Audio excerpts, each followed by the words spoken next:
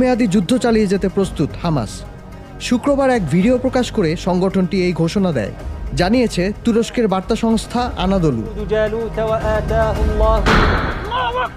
হামাসের আল কাসাম ব্রিগেডের মুখপাত্র আবু উবায়দা জানান, গত 10 দিনে ইসরায়েলের 100 সামরিক যান লক্ষ্য করে হামলা চালিয়েছে এই ব্রিগেড।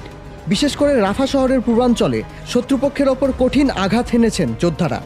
উবায়দার দাবি, ইসরায়েলি বাহিনীর ক্ষয়ক্ষতির পূর্ণ চিত্র প্রকাশ করা হচ্ছে না। রাফায় ইসরায়েলের অভিযান শুরুর পর থেকে এখান থেকেও পালাতে হচ্ছে গৃহহীন ফিলিস্তিনিদের। মানবিক সহায়তা পৌঁছানোর পথও দখল করে রেখেছে ইসরায়েল। অবরুদ্ধ গাজা এখন দুর্ভিক্ষের দ্বারপ্রান্তে, বলছে নানা আন্তর্জাতিক সংস্থা।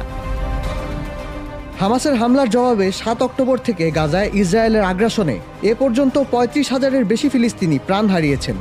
তাদের বেশিরভাগই নারী ও শিশু। মধ্যপ্রাচ্য পরিস্থিতির সর্বশেষ আপডেট